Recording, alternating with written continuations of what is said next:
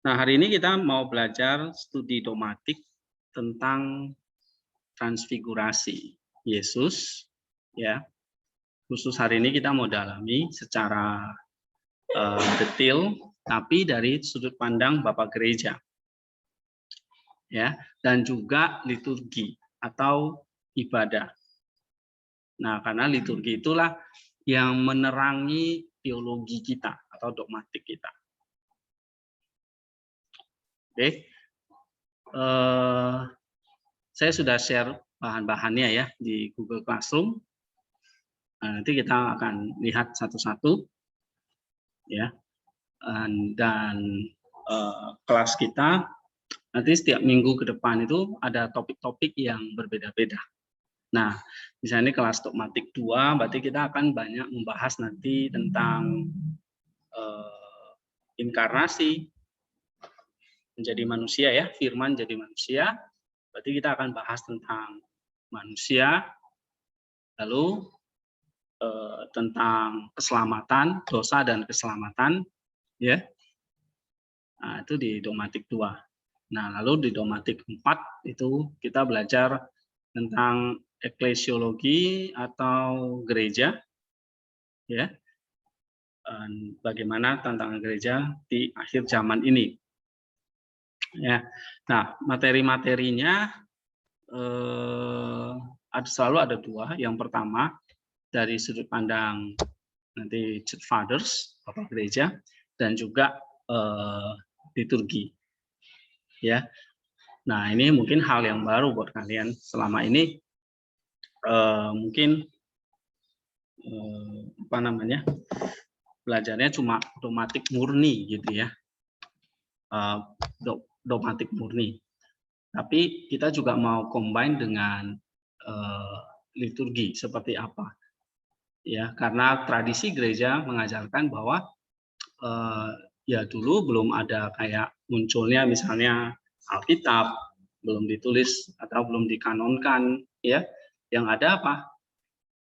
Kalau kita baca dalam Kisah Rasul 2 itu, mereka bersekutu, memecah roti, berdoa, ya kan? Nah, itulah liturgi.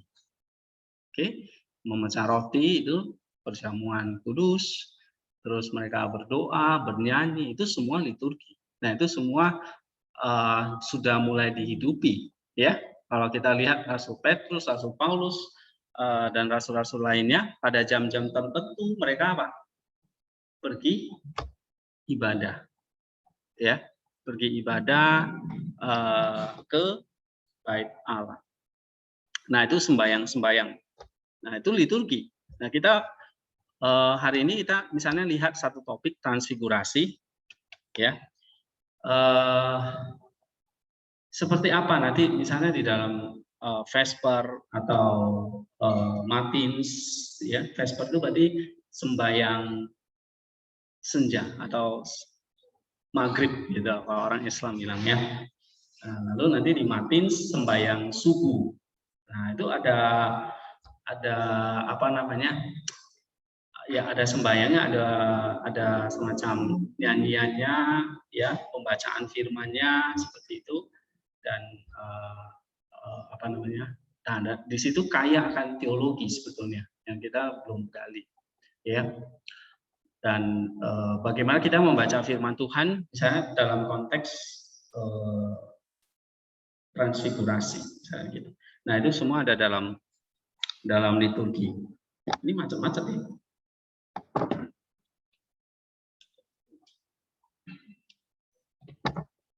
Oke.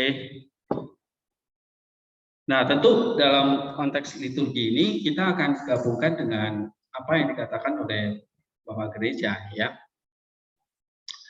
Nah, seperti itu.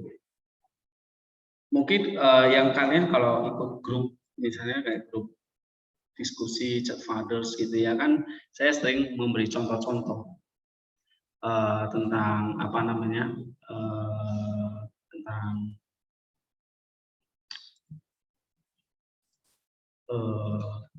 kalau misalnya membaca satu teks gitu, ya.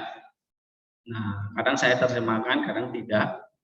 Lalu dari situ kalian memberi komentar tentang apa yang dibaca. Nah, kita mau berlatih seperti itu. semester ini. Ya, sehingga teks yang akan kita pakai itu adalah memang langsung first source dari Bapak Gereja, ya, yang saya kasih itu ada Cyril, lalu Gregory Nisa, lalu nanti ada Filokalia itu dari Saint Maximus, ya. Nah, di situ kaya sekali akan doktrin lah ya, atau dogmatik, misalnya tentang Kristus, tentang manusia, tentang keselamatan, tentang dosa, tentang gereja dan sebagainya. Oke, itu yang kita akan coba. Nah, sebetulnya kelas ini untuk memberikan apa ya, stimulir kepada kalian waktu membaca ini. Oh iya, ternyata maknanya itu seperti ini gitu. Ya, misalnya nanti hari ini transfigurasi. Transfigurasi, oh maknanya itu seperti ini gitu. Inkarnasi itu seperti ini. Ya. Nah, kalau kalian ikut di yang sering saya share di WA itu, harusnya bisa nangkap gitu, sudah mulai ya, maksudnya bisa lihat contoh-contohnya itu seperti itu. Nah, ini yang kita mau kerjakan juga di kelas ini sih. Jadi kita nggak hanya sekedar apa namanya ya, baca buku, tetapi juga memberi komentar, ya, memberi komentar dan apa namanya, dan tentu ya menganalisa gitu. Oke, nah kita kan punya Google Classroom, ya. Nah, jadi saya harap semua bisa berpartisipasi. Nah, di situ nanti setiap minggu, ya. Dulu saya sering memberikan kalian itu tugas mingguan ya kan, misalnya ringkas kembali apa yang dipelajari. Nah, tapi saya ubah mulai semester lalu, ya, apa namanya, untuk tugas mingguan itu karena saya pikir cukup lah ya selama sekian semester kalian bikin itu, harusnya itu bahan-bahan yang kalian tulis di kelas itu, saya sebetulnya mengajarin kalian itu kan kemarin bikin WordPress lah, blog lah. Nah, itu sebetulnya diposting di situ supaya bisa dipelajari ya oleh orang lain, bukan hanya kalian gitu. Oke. Nah, jadi apa namanya, setiap minggu atau setiap pertemuan seperti ini, nah ada catatan atau ada ringkasan materi yang kalian peroleh, dan itu kalian apa namanya, share di WordPress-nya.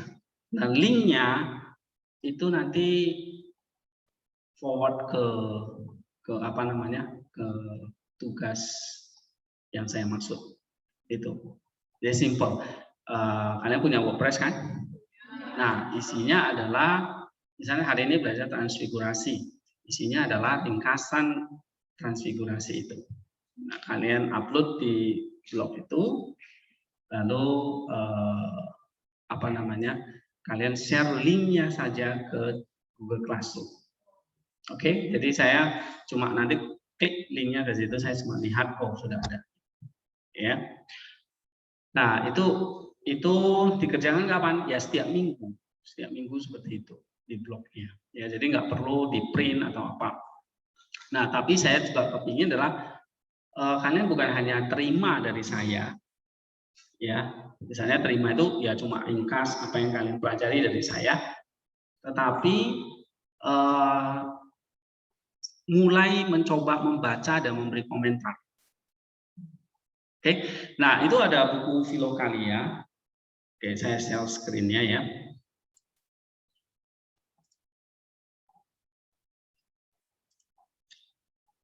Nah, saya memaksa kalian, tanda petik lah ya, untuk membaca Saint Maximus. Oke, di sini. Nah, dia ada, ini nanti yang kita mau juga pelajari ya, 400 Texts on Love, dan juga ini 200 Texts on Theology. Ya. Nah, kenapa saya pilih Filokalia? Karena ini sudah ada poin-poinnya. Oke. Misalnya ini ya, first century atau second century ini. Nah, atau ini dulu. Oke.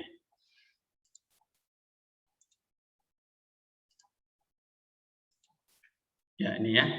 Misalnya dikatakan ini, God is one, unoriginate, incomprehensible, possessing completely the total potentiality of being, altogether excluding notion of when and how, inaccessible to all, and not to be known through natural image by any creature. Oke, misalnya satu poin ini kalian baca, ya. Lalu kalian beri komentar apa isinya. Bukan diterjemahin. Kalau terjemahin mah gampang ya. Kalian pasti pakai Google Translate. Selesai kan itu. Oke? Tapi ya kalian boleh terjemahkan dulu, tapi pahami apa isinya. Nah, beri komentar. Nah, komentarnya itu bukan kayak rumus matematika, ini salah benar gitu. Tapi masalah pemahaman kalian. Ya, kalau belajar taksonomi itu kan ada knowledge. Knowledge itu ya berarti kalian tahu, bisa terjemahin gitu. Dari tahu itu kan naik kemana? Pemahaman, comprehension ya kan. Nah, pemahamannya apa gitu?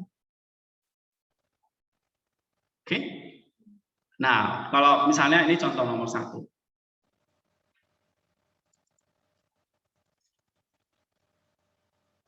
Ya, misalnya kalian hari ini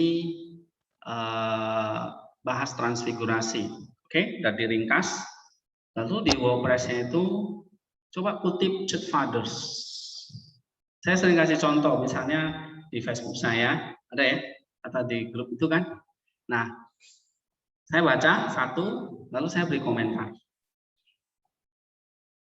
Ya, nah atau misalnya nih kemarin contohnya apa ya?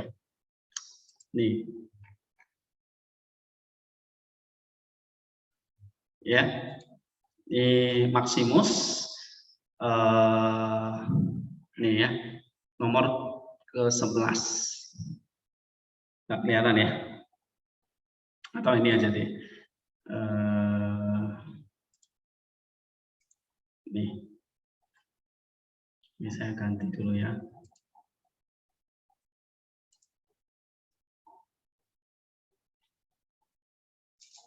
Bisa nggak ini yang nggak perlu saya ganti-ganti itu apa namanya? Semua gitu loh. Oke. Nah, ini ya. Ini saya baca, lalu terjemahin. Ya, kalian nggak perlu terjemahkan sebetulnya. Kalau mau diterjemahkan juga boleh. Tetapi yang saya mau lihat setelah kalian baca ini, kalian dapat pemahamannya. Oke, misalnya ini tulisan Maximus ya, diambil dari Filokalia ini yang nomor 11. Oke, berbagai tulisan teologi dan kehidupan berarti yang ini nih,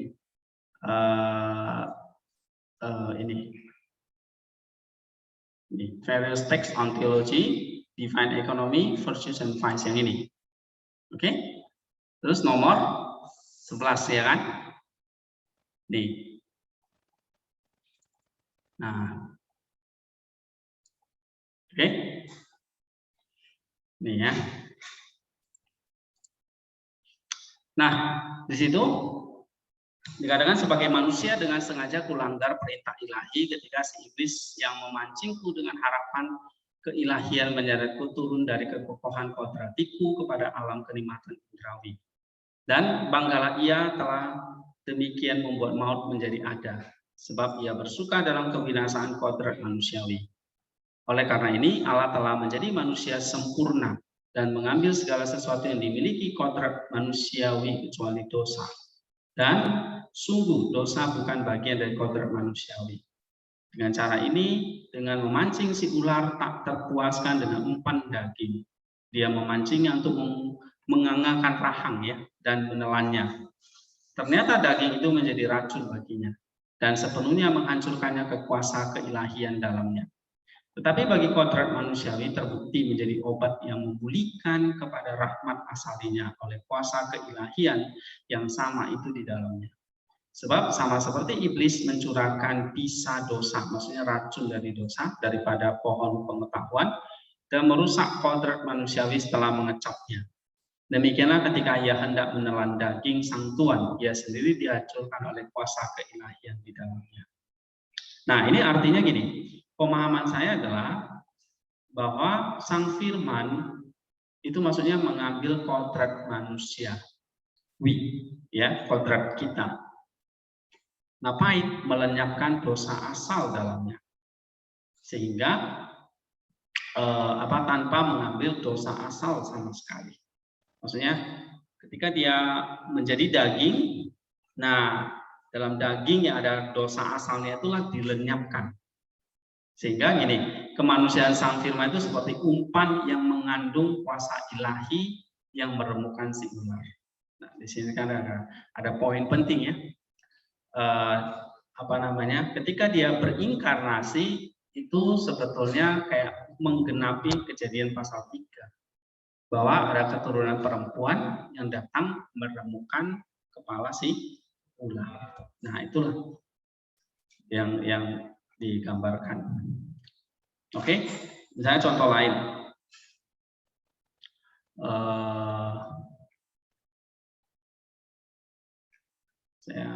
Memang kadang ada yang sulit. Kalian cari teks yang gampang kalian pahami. Tapi saya ingin kalian mencoba untuk membaca teks ini dan memberikan komentar. Ya, nah waktu kalian posting di WordPress kalian masukkan itu kutipannya, misalnya bahasa Inggris, komentarnya apa. Ya, 1 minggu kalau cuma 1 yaitu ya keterlaluan. Paling tidak minimal itu berapa nih? Misalnya 1 minggu itu 7 hari. Kalau bisa 1 hari 1. Ya, baca ya cuma baca 1 poin, 1 hari 1 poin, ya, and then give the comment, berikan komen. Ini contoh saya udah bikin banyak banget nih, sudah 140. Ya memang awal-awalnya ini misalnya kan ada Maximus ini menarik ya. Jangan membesarkan saudaramu dengan berbicara secara samar terhadapnya. Jika tidak mungkin engkau menerima perlakuan yang sama darinya sehingga menghalau kasihmu dari kasihnya. Tapi tegurlah ia berterus terang dan cinta sayang, maksudnya cinta kasih, sehingga menyingkirkan dasar bagi dendam dan membebaskan dirimu dari kejengkelan dan kesusahan bagimu. Nah, ini kan kayak nasihat-nasihat praktis. Ya, ini tulisan mengenai kasih. Oke, tulisan mengenai kasih berarti ini 400 Text on Love yang ini. Nah, kalian bisa baca ini 1 hari 1, ya. Ya, ini maksudnya bisa aja komentarnya jangan bicara seperti status Facebook yang nggak jelas. Ya, langsung berterus terang, ya. Maximus menasihat kita, tegurlah ia dan berterus terang dengan cinta sayang. Oke, bebas komentarnya, bebas apa yang kalian pelajari di sini, ya. Tapi ya sesuai apa yang dibaca, gitu. Bebasnya bukan sembarangan ya. Nah, misalnya ini dia tulisan tentang kasih lagi. Ini bisa kasih kode. Misalnya ini kan 200 berapa ini? Iya. Berarti ini kan ada 400 teks ya. Ini teks yang ke 249 ya. Teks ke 249 berkata gini. Pada waktu doa, bersihkanlah akalmu dari gambar-gambar pikiran yang bebas dari hawa nafsu akan perkara manusia dan perlindungan akan makhluk ciptaan. Jika tidak, dalam membayangkan perkara-perkara yang lebih kecil, barangkali engkau jatuh dari dia yang tak terbanding besar melebihi segala wujud tercipta. Nah, ini sebetulnya Maximus mengajarkan kita bagaimana kita harus berdoa. Oke, kamu kasih komentar, misalnya tulisan merah gitu. Bagaimana kita harus berdoa? Apa itu? Membersihkan pikiranmu. Di sini akal itu Venus ya, membersihkan akalmu dari apa? Gambaran-gambaran pikiran yang bebas dari hawa nafsu. Jadi kalau waktu berdoa, mulut berdoa, tapi kalau pikirannya hawa nafsu, pikirannya membenci orang, nah itu bukan berdoa. Tapi Masius mengajarkan apa? Pada waktu berdoa, bersihkanlah akalmu dari gambaran pikiran yang bebas dari hawa nafsu. Nah, kan simpel. Kamu baca seperti ini, kamu dapat sesuatu, kamu komentarin. Oke? Nah, misalnya latihan kalian ini, misalnya nih. Akal seseorang yang menikmati kasih Allah tidak memerangi hal-hal maupun memerangi gambaran pikiran akannya, tetapi menerangi hawa nafsu yang berhubungan dengan gambaran-gambaran. Maksudnya tadi ya, gambaran-gambaran dari pikirannya. Misalnya tidak kalah memerangi perempuan atau memerangi orang yang telah bersalah kepadanya, atau bahkan memerangi gambaran-gambaran dibentuk akannya, tetapi memerangi hawa nafsu yang berhubungan dengan gambaran itu. Ini maksudnya ngerti nggak? Kalau nggak ngerti baca lagi gitu. Ya, coba baca sekali lagi kalian.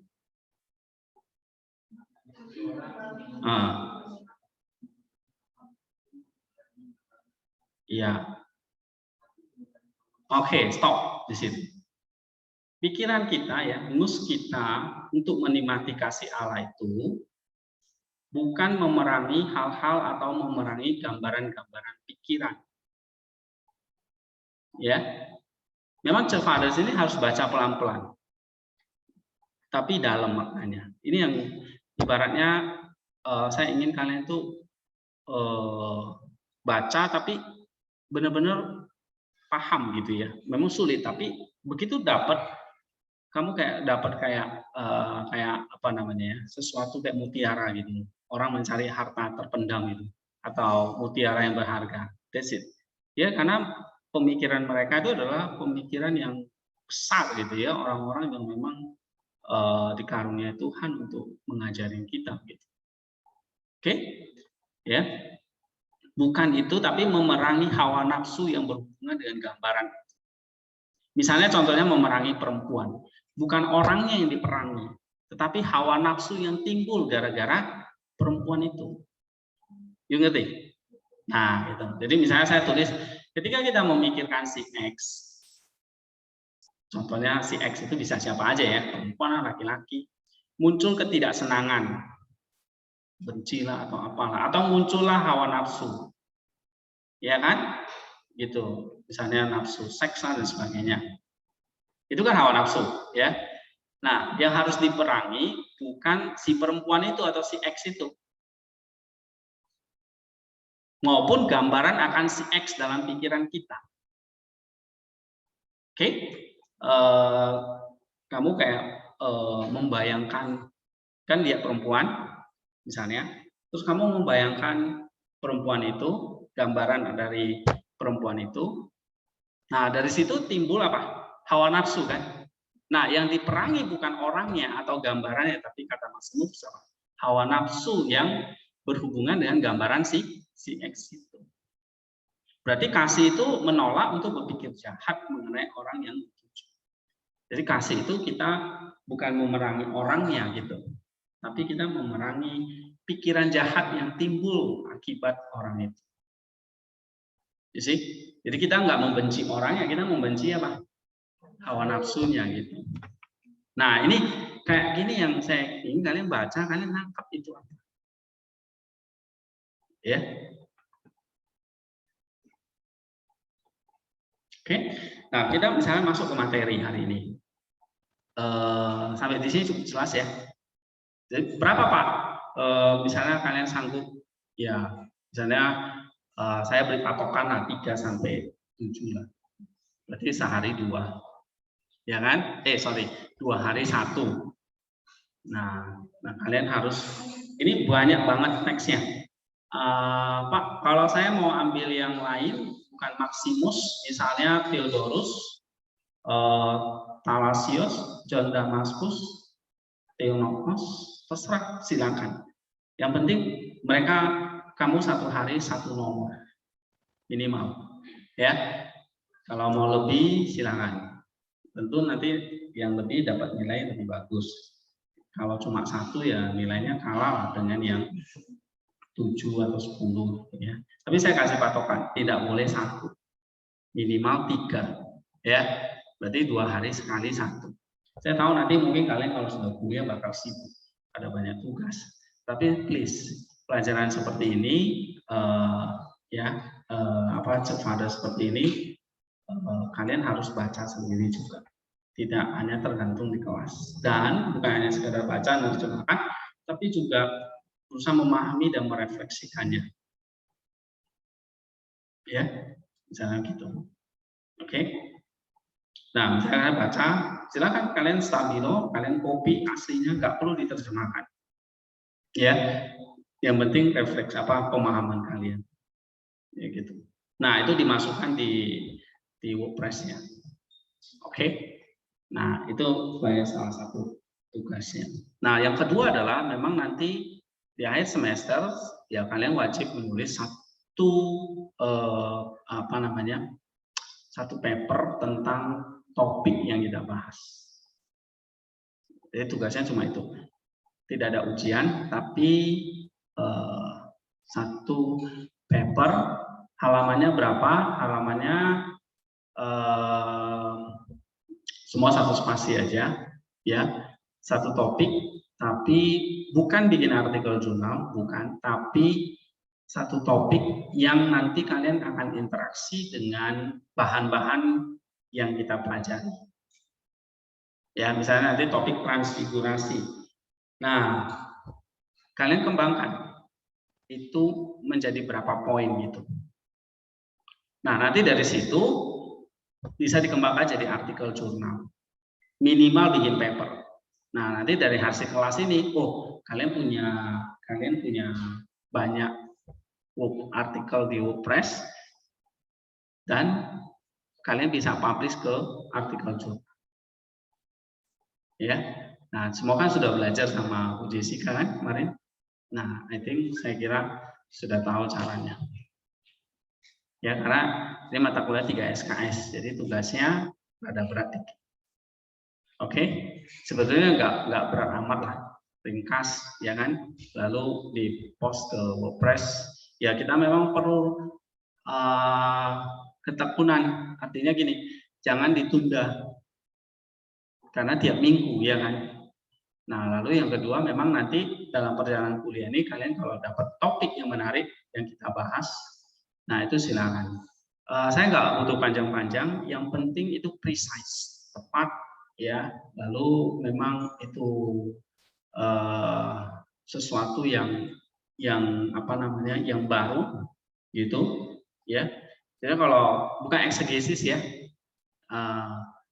tapi ini memang topik-topik di dalam pembahasan kita. Misalnya inkarnasi lah, tentang apa, banyak nanti.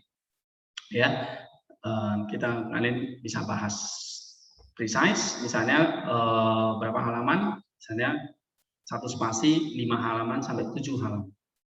Gitu. Itu. Oke. Nah, perlu bikin kayak pendahuluan abstrak enggak? Yang penting langsung ke isinya, precise. Misalnya tentang transfigurasi ini. Nah, ini contohnya seperti ini. Nah, memang ini kayak semacam renungan ya. Tinggal bikin bobot akademisnya. Ya. Nah, atau seperti ini. Ya, artikel seperti ini. Oke. Ini kan karena untuk umum ya saya bikin, jadi banyak yang saya terjemahkan ke bahasa Indonesia terus dibahasakan lebih gampang. Itu. Tapi paper yang kalian bikin itu nanti lebih kepada akademisnya, ya, dan langsung kepada poin isinya, tidak lagi bikin pendahuluan, dan tapi langsung kontennya, isinya, metode apa segala itu bagi saya itu nggak penting. Yang penting isinya langsung itu apa, ya. Nah, kecuali Rando dan teman-teman itu harus bikin artikelnya. Masih dengar mereka ini? Ya, harus bikin artikelnya yang lengkap yang diminta oleh jurnal dari abstrak sampai referensi. Tapi yang Anda kredit di sini bikin kontennya tuh. Nanti kalau sudah bagus, tinggal nambah abstrak, pendahuluan dan kesimpulan. Kesimpulan ini kalian juga nggak perlu bikin. Yang penting bikin diskusi dan pembahasannya aja. Jadi, tapi memang betul-betul itu dalam. Ya, benar-benar itu dari pandangan bapak-bapak gereja. Makanya kita adalah studi bapak-bapak gereja. Dan plusnya kalau kalian tuh bisa berinteraksi kayak itu. Oke? Ada pertanyaan tentang tugas ini?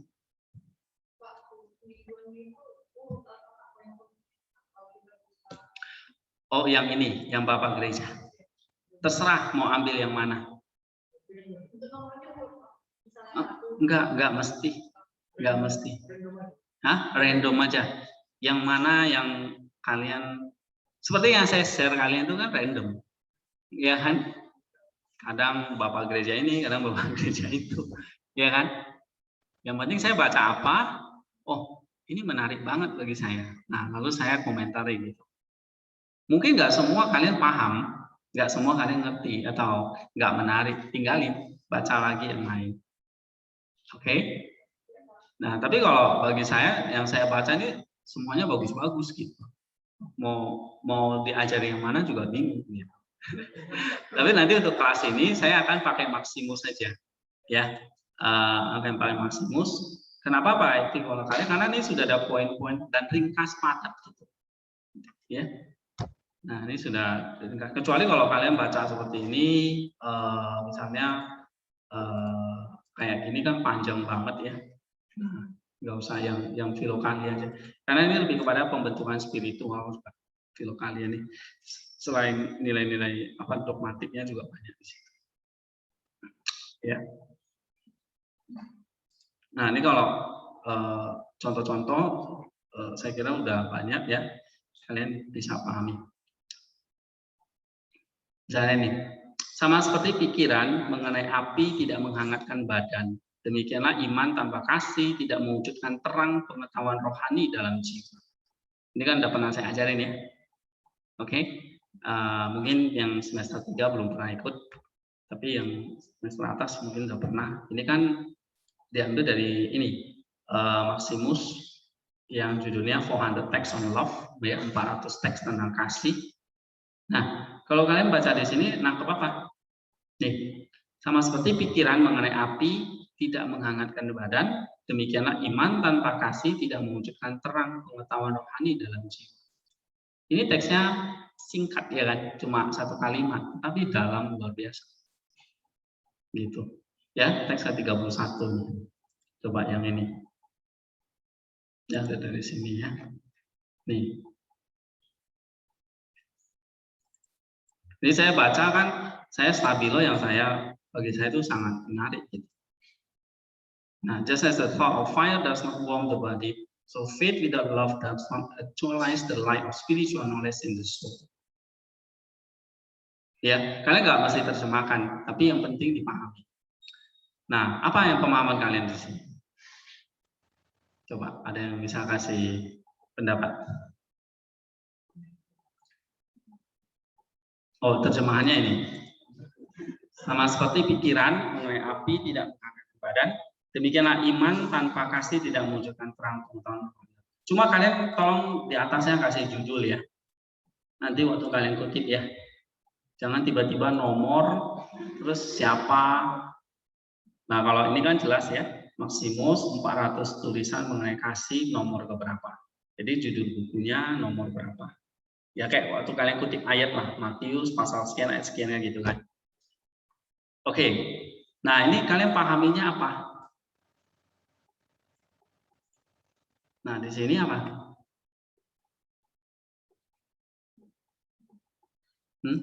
Jangan lihat yang merah dulu. Hah? Sama seperti pikiran mengenai api tidak menghangatkan badan. Demikianlah iman tanpa kasih tidak mewujudkan terang pengetahuan rohani dalam jiwa. Nah, ini artinya apa ya? Oh, ternyata kasih itu perbuatan ya, bukan cuma konsep. Kasih itu harus energi ternyata. Maka kalau dikatakan Allah itu kasih, pasti Allah itu punya energi. Ada karyanya, ada perbuatannya atau kegiatannya. Misalnya dia menciptakan manusia, berarti dari kasih, dari energinya. Nah gitu. Ya. Dan kasih itu berarti sesuatu yang dia katakan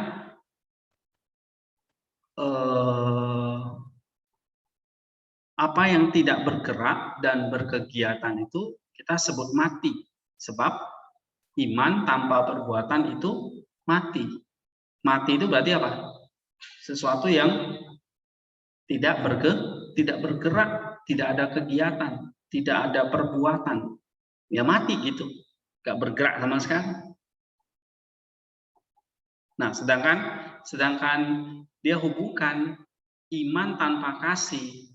Ya, kan kita tahu mati ya. Mati itu berarti apa? Tidak bergerak, tidak ada energi. Berarti tidak ada terang. Tidak ada terang berarti tidak ada kehangatan. Gitu. Ya, iman tanpa perbuatan hanya merupakan gambaran iman sesungguhnya yang hidup. Sama seperti foto makanan tidak bisa mengenyangkan orang misalnya. Kamu lihat foto aja nggak mengenyangkan, gitu.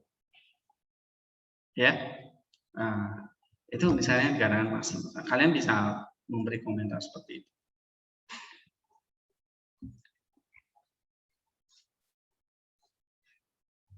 Oke. Nah, sekarang kita move to ini ya. Saya kasih buku ini tentang transfigurasi. Saya kira ayatnya sudah tahu ya, Matius 17 ayat 1 sampai 13. Dan bisa baca dalam Lukas 9 ya, ayat 28 sampai 36 atau Markus 9 ayat 2 sampai 13. Jadi tiga Injil sinoptik ini mencatat tentang transfigurasi Yesus. Ya. Kita pahami dulu. Transfigurasi itu artinya pengubah muliaan atau trans itu perubahan, figur itu berarti wujud. Oke, berarti perubahan wujud atau di sini pengubah muliaan. Nah, artinya ini adalah satu peristiwa uncreated light, ya, sinar yang atau terang yang tidak tercipta tapi termanifestasi melalui tubuh manusia, sehingga tubuhnya itu mengalami atau mengalami trans, gitu, pemuliaan, perubahan. Ya.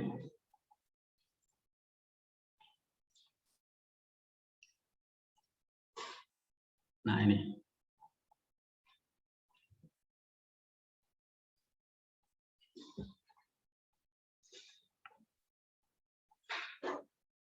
Nah, kalau Yesus mengalami transfigurasi, itu maksudnya apa? Berarti ada satu terang atau sinar yang keluar dari tubuhnya. Ya. Nah, untuk apa? Supaya terang itulah yang mengubah kodrat manusia itu menjadi ilahi. Menjadi mencapai yang disebut dengan teosis. Manusia yang di dalam Kristus itu nanti akan mengalami transfigurasi sama seperti Kristus. kita akan menjadi serupa Kristus, gambar Allah akan menjadi serupa Allah, gambar Kristus akan menjadi rupa Kristus, dan Kristus adalah manusia pertama yang alami. Ya, dia adalah manusia ilahi, siapapun yang menyatu di dalam dia akan mengalami keilahian atau kemuliaan. Jiwa akan mengalami kedewasaan penuh sesuai dengan kepenuhan Kristus, dan sekarang sampai akhir zaman, tubuh kita akan mengalami transfigurasi atau pemulihan pada saat hari Tuhan atau akhir zaman nanti, ketika Kristus datang dalam kemuliaan. Nah, ini diajarkan oleh Bapak Gereja bahwa transfigurasi itu berarti memancarkan terang. Tubuh Yesus memancarkan terang. Nah, terang itulah yang akan mengubah mengubah tubuh kita menjadi tubuh yang ilahi. Oke? Nah, itu kenapa terjadi transfigurasi Kristus. Misalnya sekarang kita lihat dalam teks ini ya.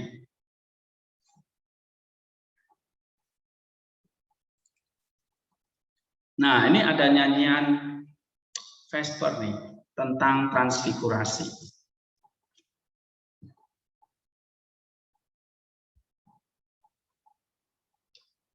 Oke, dikatakan sebelum kebangkitanmu, oh Tuhan, the mount became like heaven. Gunung Tabor itu menjadi seperti apa? Surga. Kenapa? Karena di situ terpancar terang ilahi. Nah, berarti gambaran surga itu apa? Kita ada di dalam surga itu berarti bukan masalah tempat, tetapi ini masalah berada di dalam terang. Dan terang itu terpancar dari mana? Terang itu terpancar dari mana? Nah, terang itu terpancar dari Kristus. Jadi kalau gunung itu menjadi seperti surga, nah ini artinya apa? Di mana Kristus hadir, di situ ada terang, dan terang itu yang disebut sebagai surga. It's wonderful. Ya, gitu. Okay. The cloud was like the tent. Awan itu menjadi seperti tabernakel atau tenda atau tabernakel. Nah, kamu tahu tabernakel itu berarti kehadiran Allah. Berarti ada terang ilahi, di situ ada siapa? Kehadiran Allah. Oke? Nah, kehadiran Allah itu berarti identik dengan apa? Kehadiran Kristus. Berarti kehadiran Tuhan. Nangkap nggak poinnya? Itu loh. Kelihatan nggak? Nih.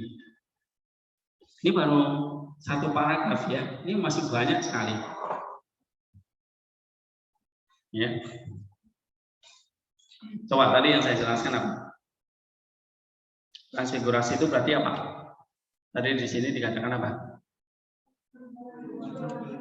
Hah?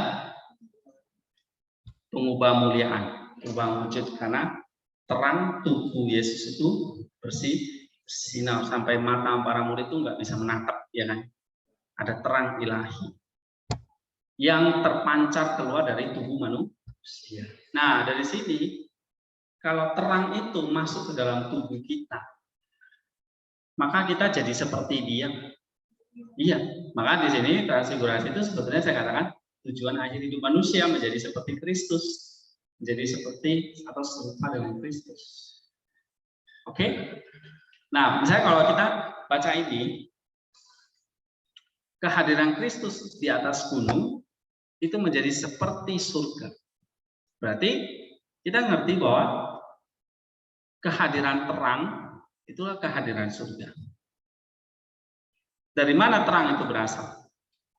Tadi dari tubuhnya, dari kehadiran Kristus. Ya kan? Nah, berarti kehadiran Kristus itu kehadiran surga. Dan di situ selalu dikatakan ada awan seperti tenda, tabernakel. Kenapa kok surga, terang, tabernakel? Nah, ini sebetulnya sama. Awan itu menunjukkan kehadiran Allah. Tenda atau tabernakel itu juga kehadiran Allah. Ya kan? Nah, berarti surga itu identik dengan apa?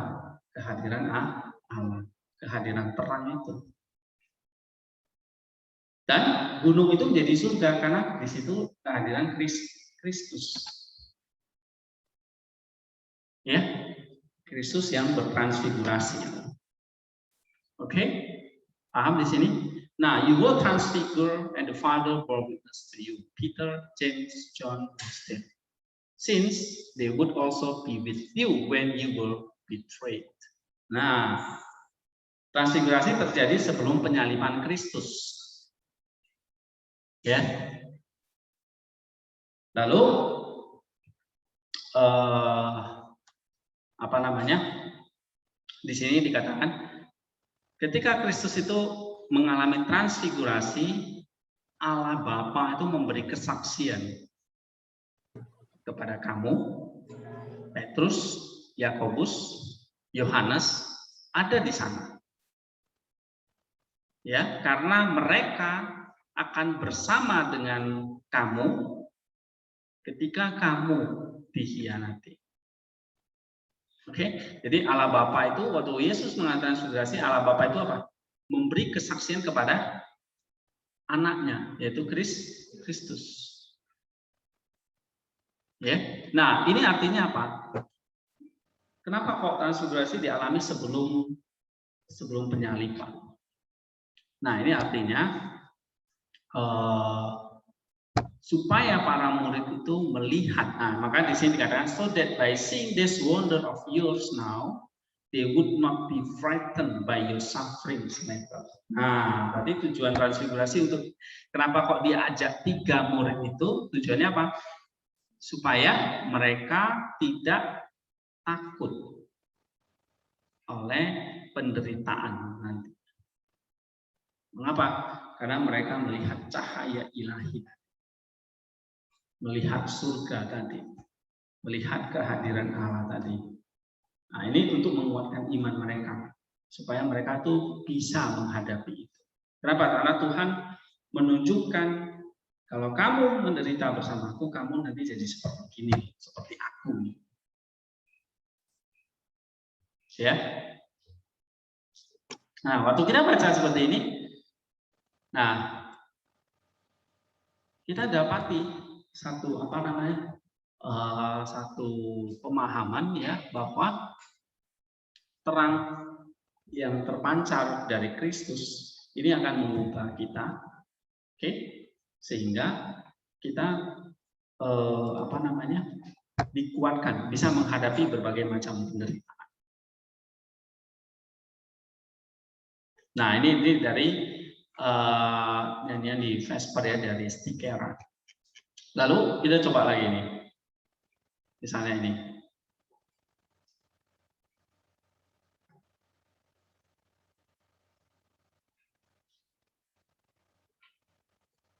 Grant that we may venerate your patience in peace because of your great mercy. Ya. Dan cahaya itu kamu dianugerahkan ya kepada kita itu sehingga kita bisa memuliakan penderitaan Kristus dalam damai karena kamu memiliki belas kasihan yang besar. Oke. Nah, salah satu tujuan transfigurasi itu memang menguatkan para murid ini ya, supaya mereka bisa menghadapi penderitaan. Nah, sekarang ini coba baca ini.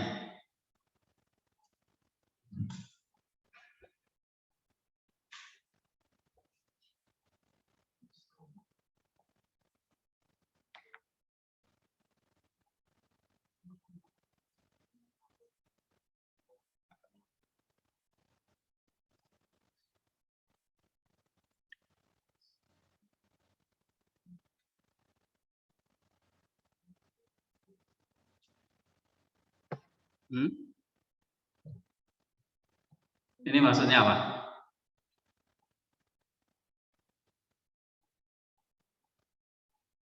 You illumine them with rays of your power, demonstrating a love for humanity as well as your authority. You wish to them the radiance of the resurrection. Nah, ini saya sudah pernah bagi sama kalian. Jadi transfigurasi itu apa namanya? Memancarkan apa? Cahaya atau sinar kemuliaan kebangkitan. Nah, itu. Berarti ini kayak pra kebangkitan. Transfigurasi Yesus itu Tuhan itu mau menunjukkan kepada 3 murid tadi itu apa? Ini loh, nanti saya akan bangkit mulia seperti itu. Radiance of the resurrection. Oke?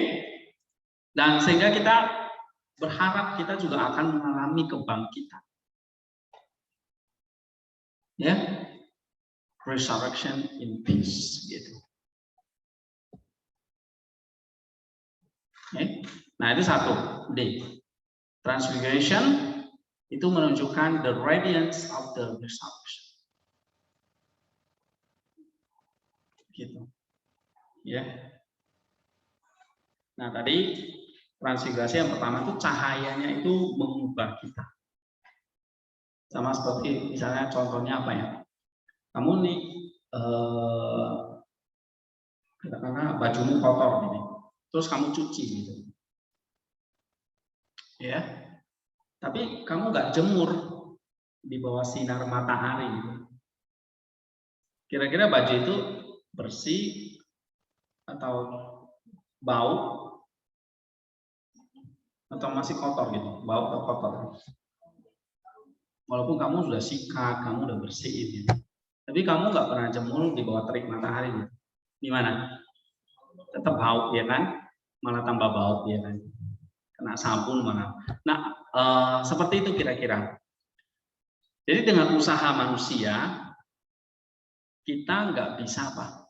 Mencapai kesempurnaan, kebersihan total itu nggak bisa kalau tidak terkena sinar matahari atau sinar dari Kristus. Itulah sebabnya maka coba kita baca dalam Matius 13 ya. Ayat 43. Coba bacakan teman-teman. Pada waktu itulah orang-orang benar akan bercahaya seperti matahari dalam kerajaan Bapa mereka. Nah, kamu paham nggak maksudnya ayat itu? Hubungannya tadi dengan transfigurasi.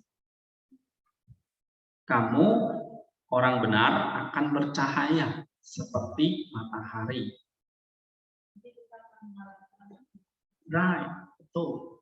Karena kita kena terang matahari tadi, sinar matahari tadi. Sinarnya itu dari matahari. Kita nggak punya sinar, kita nggak bisa memancarkan cahaya gitu. Ya kan? Kayak kamu cuci baju, emang kamu bisa ngeringin? Nggak bisa. Kamu masih jemur kan? Gitu. Atau kamu pakai senter pokoknya yang panas-panas yang kamu taruh di api lah atau apa kan? Oke? Atau biasanya kita jemur di bawah sinar. Ada yang jemur baju di kolong meja kan? Gitu. Pasti di tempat terbuka gitu. Supaya kena sinar matahari itu. Ya. Nah, sama seperti manusia, orang benar itu artinya akan bercahaya. Tapi cahayanya dari mana? Hah? Gitu. Tadi dari sinar transfigurasi itu. Berarti yang kita butuhkan itu adalah the radiance of the resurrection, the radiance of the transfiguration. Ya, kita membutuhkan cahaya itu. Sama seperti ya, tadi baju yang basah butuh cahaya itu.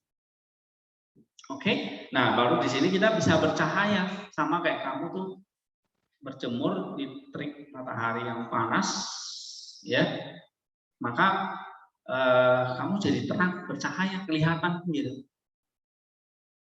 Oke, coba kalau kamu misalnya udah tengah malam tuh jalan-jalan gitu, nggak bisa lihat kita.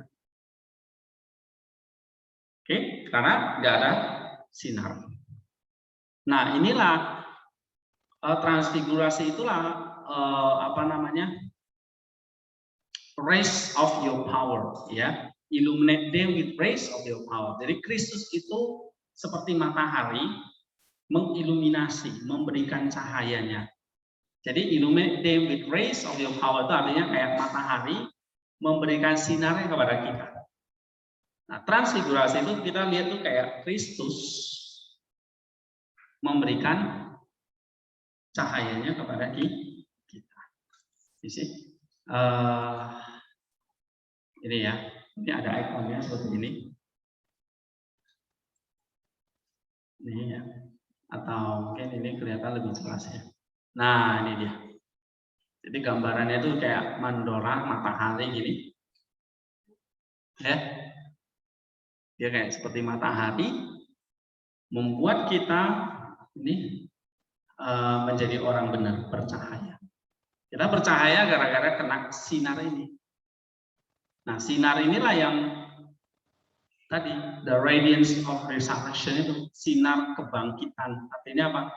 Kita memperoleh tubuh dan jiwa yang mulia. Sama seperti Kristus yang bangkit, dia punya tubuh yang mulia. Nah, kita juga akan mengalami seperti itu. The radiance of resurrection. Oke. Nah, ini dia. Berarti di sini kita pelajari transfigurasi is the radiance of resurrection. Ya. Nah, yang berikutnya nih misalnya nih. Sekarang kita lihat ada kaitannya nih dengan Musa dan Elia.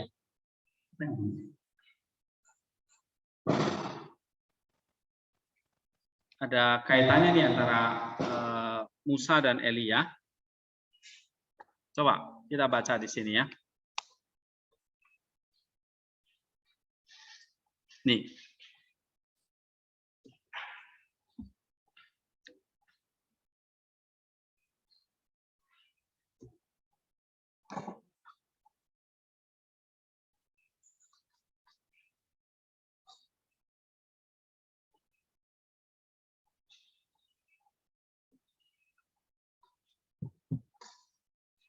Apa artinya itu?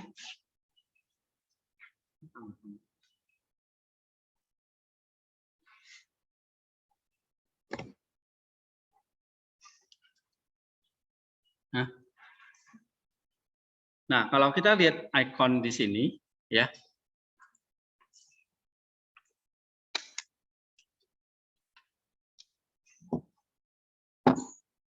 saya pakai mic lah ya. Kamu lihat di sini di sebelah kiri dan kanan ini ada Elia, ada Moses, ada Musa. Nah, kok hadir mereka di tengah itu? Di tengah transfigurasi Yesus mereka hadir. Padahal mereka kan sudah mati ya, beratus tahun yang lalu. Bisa hadir. Dan ini kan ikon ini kan kesaksian dari apa yang dicatat oleh Injil ya. Ada kehadiran Musa dan Elia di situ. Nah, di sini kita ditolong untuk mengerti dalam ibadah ya. Oke. Nah, di sini dikatakan Moses and Elias converse with Christ to show that he is the Lord of the living and the dead. Nah, itu dia. Oke. Jadi kehadiran Musa dan Elia itu untuk menunjukkan apa? Bahwa dialah Tuhan atas orang yang hidup dan mati. Musa dan Elia kita tahu sudah mati. Mereka ada di mana? Sebelum kebangkitan Kristus, mereka ada di Hades, di dunia orang mati, yang akan menunggu kebangkitan nanti. Ya. Oke.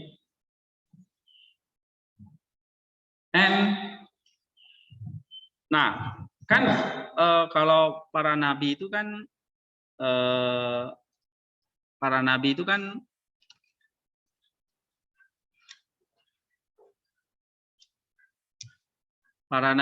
banyak ya. Ini habis ya. Para nabi itu kan banyak. Kenapa kok Musa dan Elia yang hadir? Nah, di sini dikasih tahu. Musa kita tahu dia yang menyampaikan hukum Allah. Ya kan? Spoke through the law. Satu, and the prophets of old. Gitu. Ya. Nah, Musa itu mewakili apa? Hukum Taurat. Sedangkan Nabi itu mewakili apa? Allah. Maksudnya firman Allah. Oke. Nah, di sini kita pelajari bahwa Musa dan Elia menunjukkan bahwa Tuhan adalah the Lord of the living and the dead. Ya. Nah, maka di sini satu petanda bahwa Kristus di sini yang akan menghancurkan Hades melalui salib dan memberikan kehidupan kepada orang-orang yang sudah lama mati. Gitu. Ya. Nah, kemudian yang lain. Nih, sekarang kita lihat apa yang terjadi dengan 3 orang murid ini. Oke, Petrus, Yakobus, dan Yohanes. Nah, di sini diceritakan. Ya, pada saat itu gunung itu sudah gelap. Ya. Tapi tiba-tiba jadi terang dan suci. Kenapa? Karena Tuhan ada di situ. Ya. Nah, ini menunjukkan kok Tuhan itu dimuliakan pada waktu malam sih? Nah, ini untuk menunjukkan bahwa memang kehadiran Kristus dimanapun itu mengubah segala sesuatu itu menjadi terang, gelap menjadi terang. Ya. Nah, kemudian dikatakan di sini, ini adalah satu misteri yang sudah tersimpan berabad-abad, yang kemudian dinyatakan kepada kita melalui transfigurasi ini. Ya, maksudnya kepada Petrus, Yohanes dan Yakobus. Nah, mereka tidak bisa menatap sinar tadi ya, sinar kemuliaan itu. Cahaya itu begitu silau gitu. Radiance-nya itu begitu silau. Nah, sehingga mereka fell on their faces. Nah, ini di sini dilukiskan di ikon itu tersungkur gitu ya. Oke, nggak bisa menatap gitu, karena semakin silaunya. Tapi yang menarik adalah Kristus menyentuh mereka. Ya kan? Di sini. Jadi kalau kita baca di dalam Matius 17. Oke, ayat yang keberapa di situ?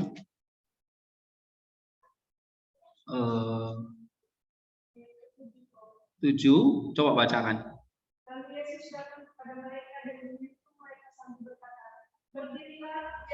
Menyentuh mereka. Ya memang dalam ikon ini nggak dilukiskan Yesus itu turun menyentuh mereka gitu. Tetapi kalau kita baca ceritanya, Yesus menyentuh mereka, jangan takut. Baru ayat 8, mereka mengangkat kepala. Baru mereka bisa mengangkat kepala. Ya, mereka tidak melihat seorang pun kecuali Yesus seorang diri. Nah, ini artinya apa? Dengan mata kita sendiri, kita nggak akan bisa melihat cahaya itu atau melihat Tuhan itu. Tapi ketika disentuh oleh Kristus, kita baru bisa terangkat. Atau kita baru bisa melihat. That's the meaning. Ya, sehingga tanpa Kristus ya kita akan binasa. Kita nggak bisa melihat Allah. Kita akan seperti ini, tersungkur seperti ini. Ya, see?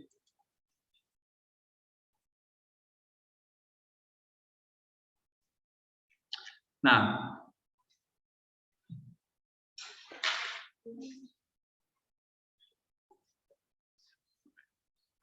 coba misalnya kita baca sekarang yang ini ya, yang Matins.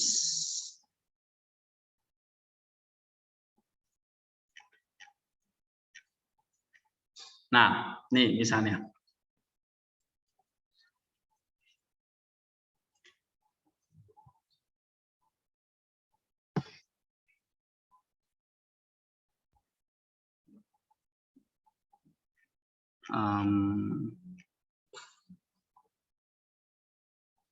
Oke, nih on Mount Tabor, Jesus Christ, you were transfigured today, and a shining cloud spread out like a tabernacle, and it surrounded the apostles with your glory.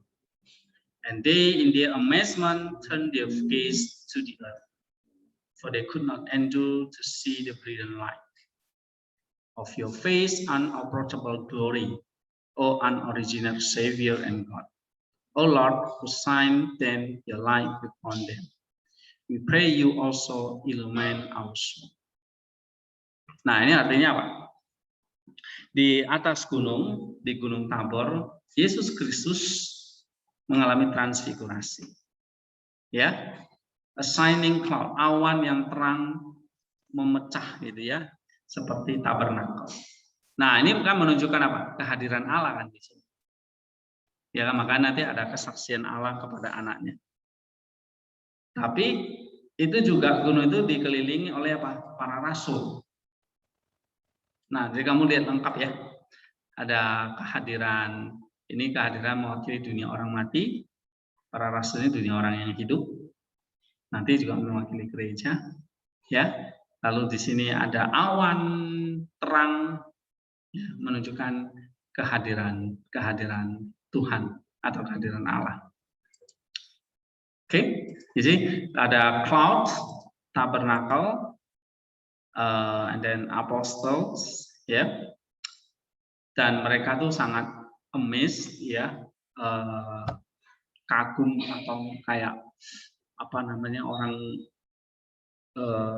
lihat sesuatu yang belum pernah dilihat gitu, amazed, kagum banget gitu, oke, terpesona lah gitu, sampai mereka nggak bisa menatap. Ya, sampai wajah mereka itu tersungkur ke tanah. Karena apa? Karena mereka nggak bisa tahan melihat cahaya yang brilian itu. Ya, wajahnya sungguh kemuliaan yang tidak bisa dicapai. Oke, nah dari sini kalian pahami apa misalnya?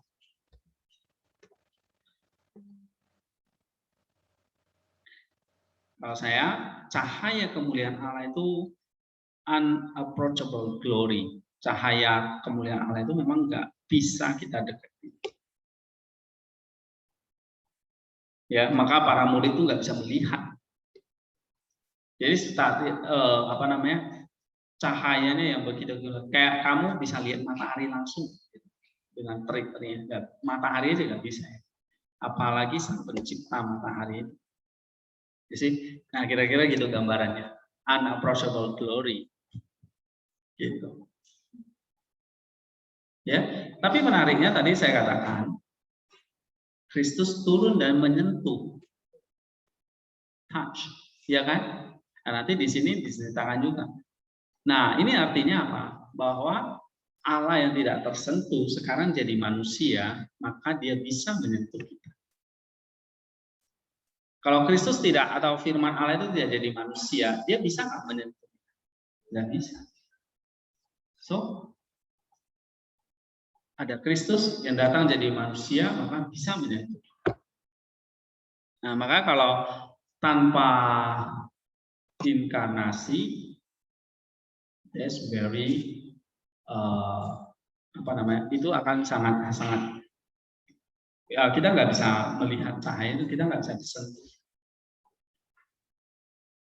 Oke, nah jadi di dalam Kristus lah kita baru bisa melihat cahaya yang tidak tercipta tadi, atau melihat cahaya yang tadi unapproachable glory. Nah itu menariknya di sini yang dikatakan oleh Cyril, itulah artinya Tuhan itu Emmanuel, bersama dengan kita. Nah ini saya kasih tulisan Cyril tentang Emmanuel.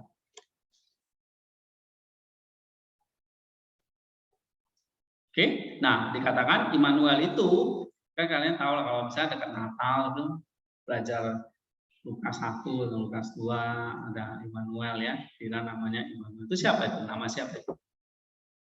Bayi Yesus ya kan?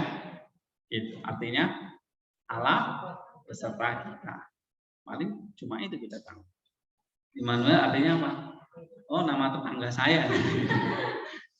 Ada nama mahasiswa baru kan? Immanuel. Bukan itu. Immanuel artinya apa? Bukan nama mahasiswa baru. Nah, dalam hal ini Immanuel itu artinya apa? Allah menyertai kita itu maksudnya apa?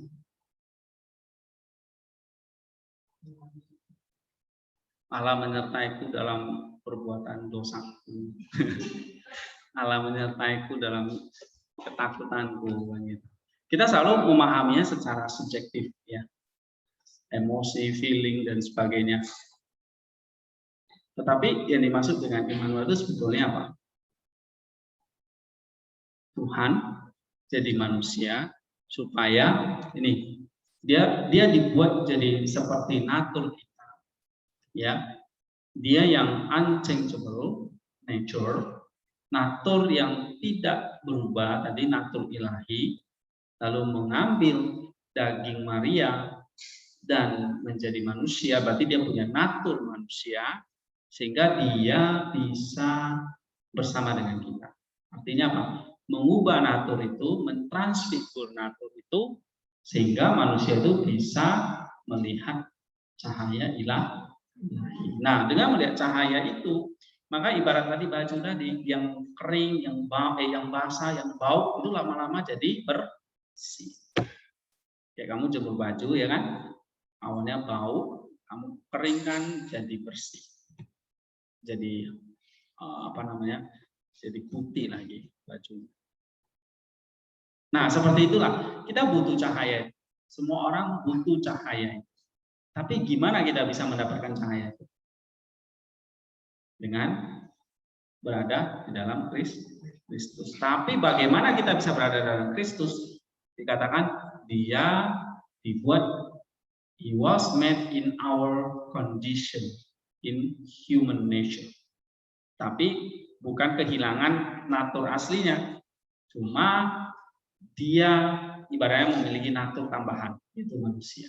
Supaya apa? Dia mengubah natur manusia itu bisa menikmati cahaya kemuliaan Allah. Oke, nah jadi arti Immanuel, Allah berserta kita itu apa?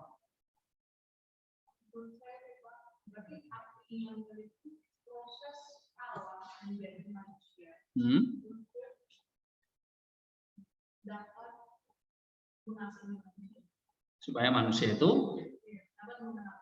iya, supaya manusia itu diubah kodratnya, ya, manusianya itu akhirnya sekarang yang tersungkur ke tanah itu bisa melihat Allah.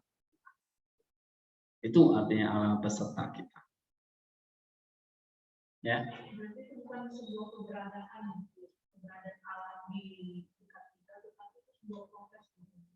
Ya, jadi Allah Immanuel itu satu kondisi, dia mengubah natur manusia itu menjadi natur yang berdosa itu menjadi natur yang bersih, yang suci. Gitu.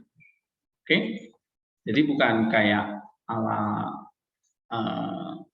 iya kayak kamu nanti delusi ya, akhirnya ya.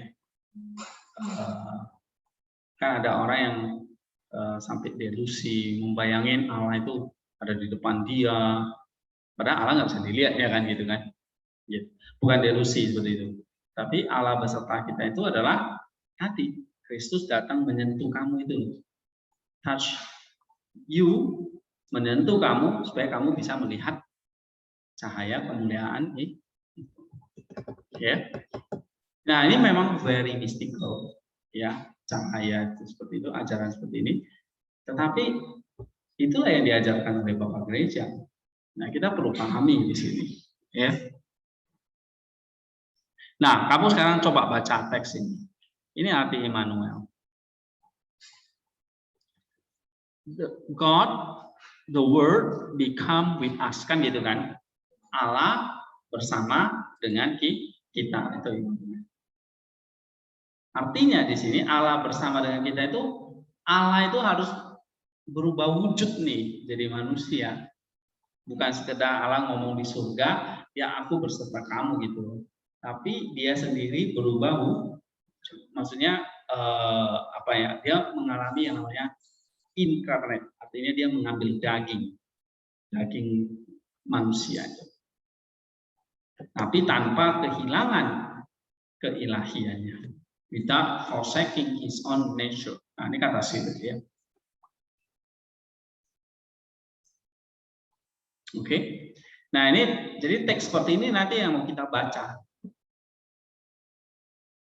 Ya, kamu baca lalu kamu pahami apa. Nah, ini nanti saya ingin kita berlatih selama 1 semester ini. Baca seperti ini. Sih? Ya. Oke. Ini baru pendahuluan. Nah, saya sengaja pakai transfigurasi karena ini sekali lagi mengingatkan kita kembali lagi untuk apa kita hidup sebetulnya. Untuk apa? Untuk apa kita hidup? Supaya kamu tuh mulia seperti Kristus. Kamu bertransfigurasi seperti Dia. Iya, that's it. Ya, kamu menjadi orang benar yang bercahaya seperti matahari.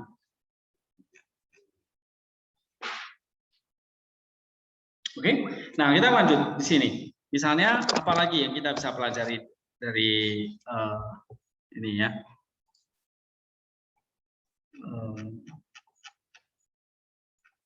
Nah, ini dalam liturgi dikatakan misalnya nih.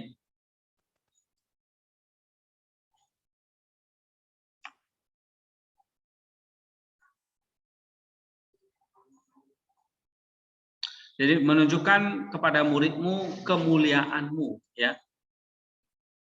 Nah, ini yang penting di sini. Sinners, though we may be, shine your ever-shining light. Nah, ini yang tadi cahaya itu berguna. Maksudnya cahaya itulah yang dibutuhkan oleh orang-orang berdosa seperti kita. Ya. Nah, upon the mountain you transfigured, and your disciple beheld your glory, as far as they were able of Christ our God. Nah, ini artinya apa? Coba kalian tangkap.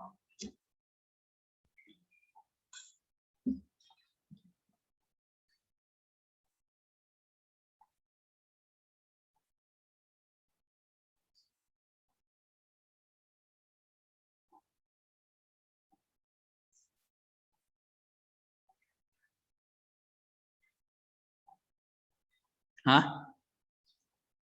You are the Father's radiance. Benar gak?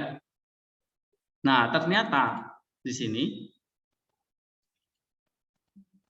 cahaya yang terpancar di atas gunung itu cahaya apa?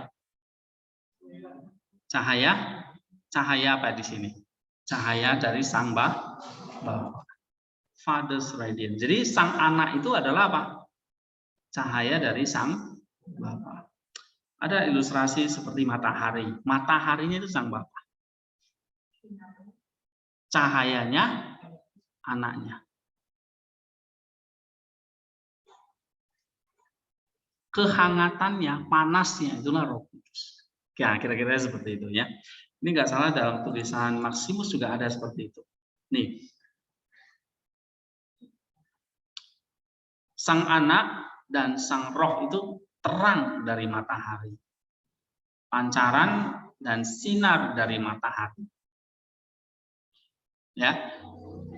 Matahari itu sebab mataharinya yang memantulkan terang itu mataharinya. Sebab tapi terangnya itu ya akibatnya kan.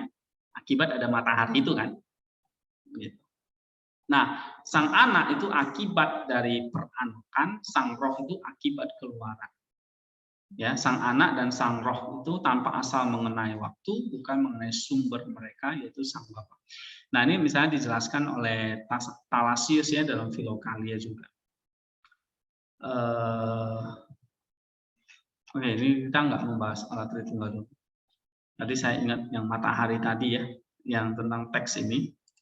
Nah, kamu lihat apa yang diajarkan oleh Bapak Grace yang mengatakan mataharinya itu sumber terangnya itu siapa? Bapak.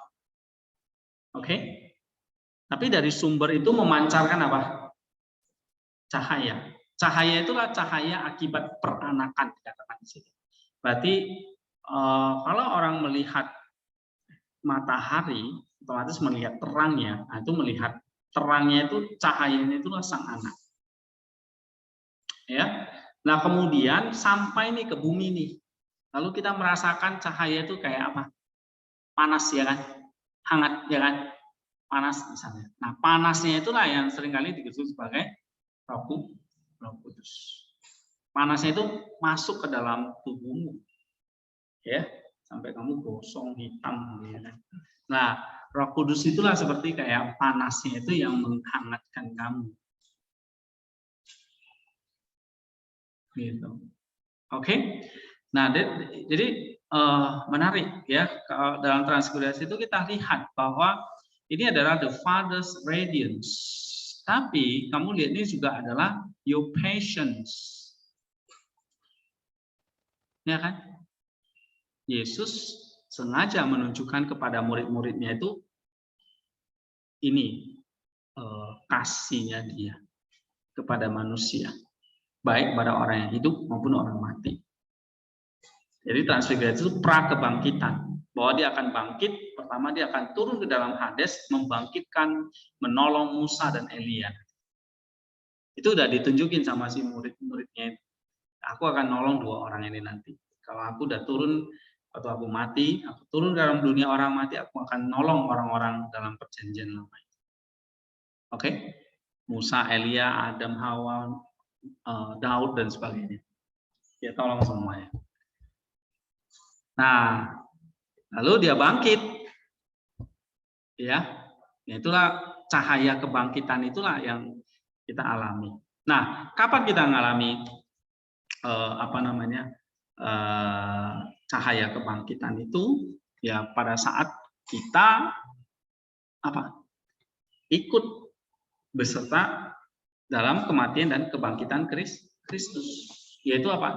Pada saat baptisan.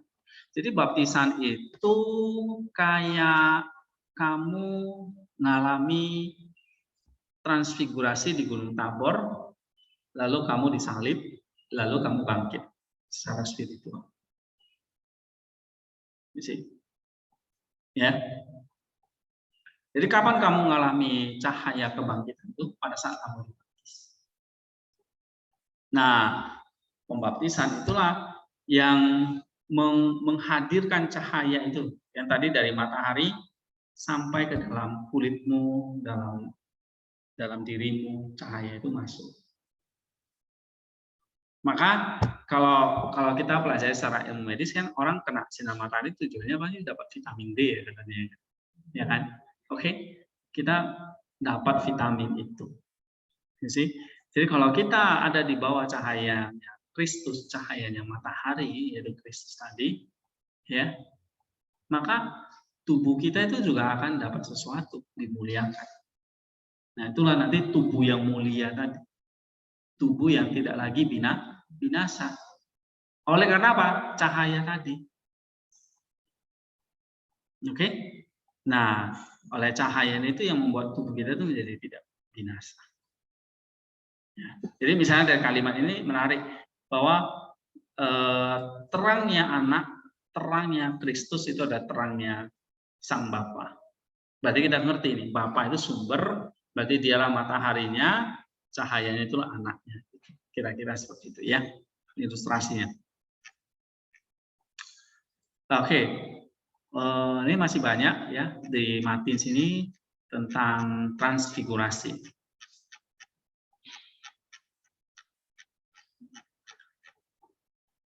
Ini kalian baca yang ini ya, yang himnya, yang misalnya kayak lagu Idiom Melonnya gitu ya.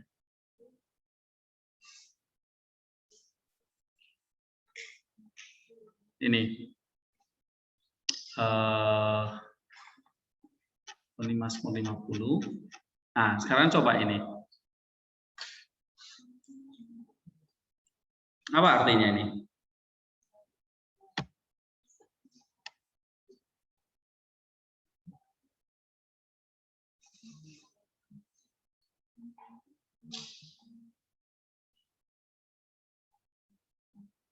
Oke, di sini dikatakan you deliver the world from transgressions. Cahayanya itulah yang membuat kita itu akhirnya menjadi apa? Orang-orang benar tadi yang melepaskan kita dari segala keberdosaan dan atau segala pelanggaran. So we need our we need the light, the radiance atau the light tadi, your light ini, iya. Nah, di sini dikatakan apa? Cahayamu sanctify the entire world. Ibarat kayak bumi tanpa matahari itu maka akan terjadi bencana ya kan, hancur. Ya, ini misalnya apa namanya nih? Kayak kita makin perubahan iklim dan sebagainya itu katanya ya pengaruh posisi bumi dengan matahari dan sebagainya gitu ya, secara saintifik lah. Nah, itu bisa menjelaskan bahwa tanpa matahari bumi ini ya pasti sudah ya, kalau mataharinya redup mati ya buminya hancur gitu kan gitu. Nah, kira-kira kalau secara spiritual itu dalam kreasi ciptaan kita udah lihat ya, kita bisa tarik secara spiritual itu apa? The light-nya, terangnya Kristus di atas Gunung Tabor itu apa? Entire, illuminate the entire world. Ya, jadi yang menguduskan seluruh alam semesta, seluruh dunia, entire world. Ya, maksudnya kita. Ya. Jadi terang atau cahayanya itulah yang kita butuhkan untuk menguduskan kita.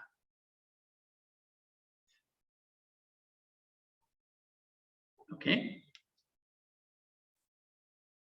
Dan ini fakta terjadi gitu ya dalam Matius 17 gitu. Tuhan tuh benar-benar bersinar gitu. Sampai 3 murid itu nggak bisa melihat gitu.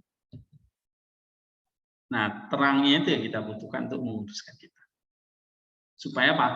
Menguduskan kita, membebaskan kita dari kebersalahan kita atau pelanggaran kita. Sehingga terang itu berguna untuk pengudusan kita, sanctification, atau yang seringkali kita yang saya kasih tahu itu adalah apa? Ada fondasi, tapi ada purification, ya, purifikasi. Maka kita harus selalu meminta Tuhan, ya, meminta cahaya itu untuk menyelamatkan jiwa kita. Cahaya itu seperti apa? Cahaya yang tidak tercipta tadi. Ya. Cahaya dari Kristus itu. Oke, ini You Are the Father's Idea sudah.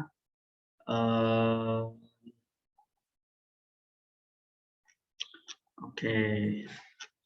Ini nggak usah. Kita lihat yang ini dia ya. The fish.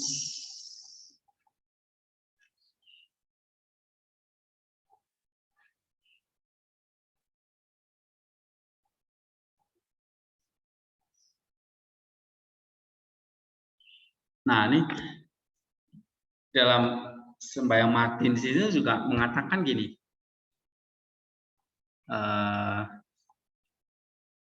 Transfigurasi Yesus itu siapa? Titipan dari dia. Titipan? Daripada Pak Denny. Pak Denny yang mana? Oh, kan ada di Sirina jawabannya. Kami masuk ke mobil aja. Maksudnya apa sih? Kalau mereka mobil ada titipan, mereka ketemu sama Pak Hen. Bilang lagi ngajar, tunggu. Oke. Oke. Sampai mana kita tadi? Nah, ini ya. Coba ini, apa ini?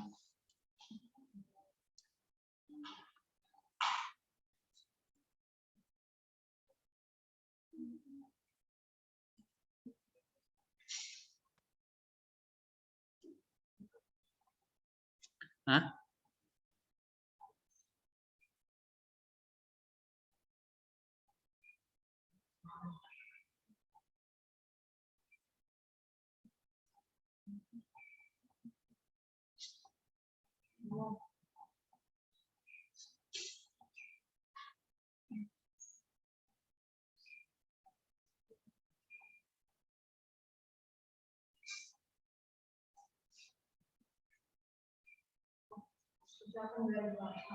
Hmm. Hmm.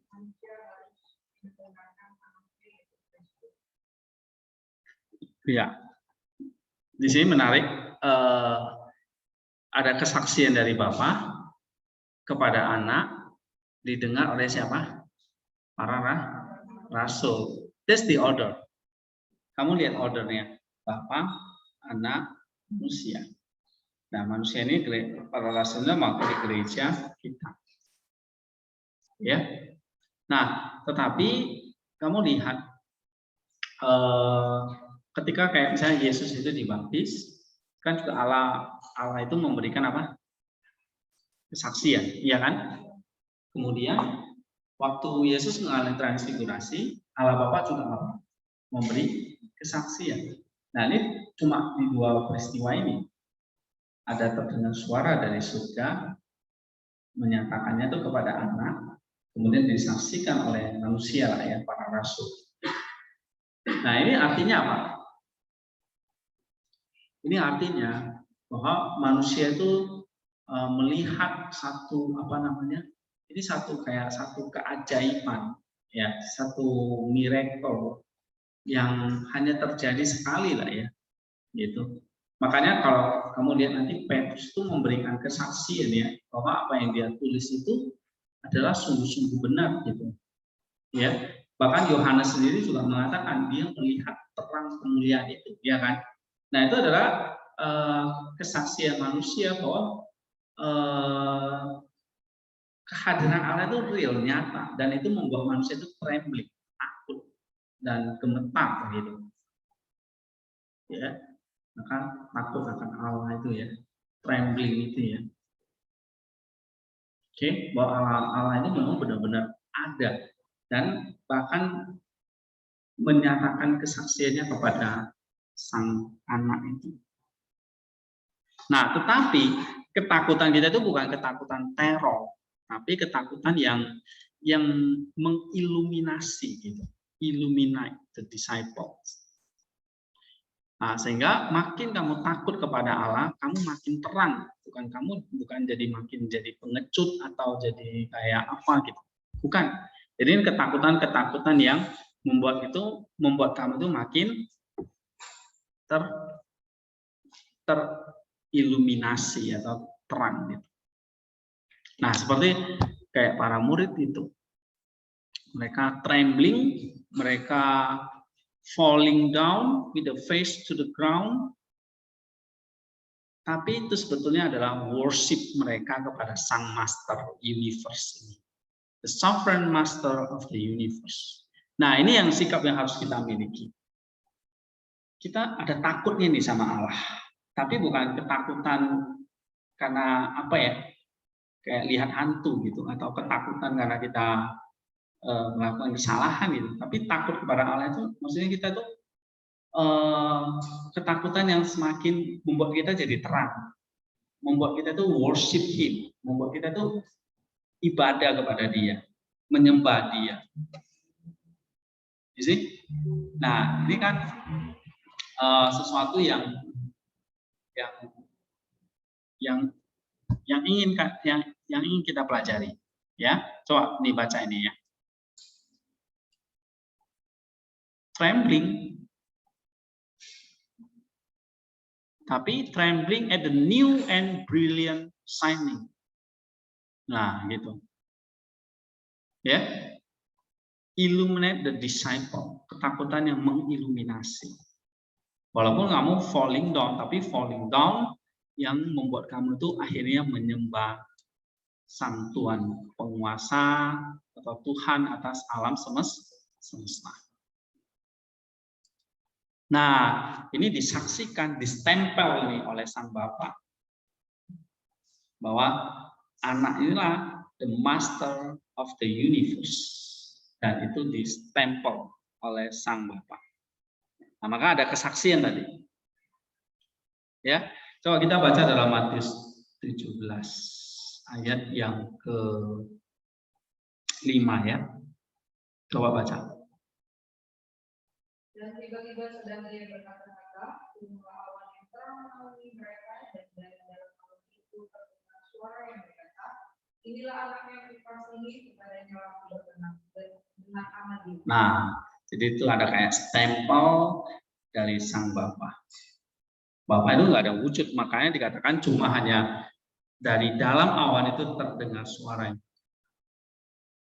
Ya, stempel apa? Stempel bahwa anak inilah the sovereign master of the universe.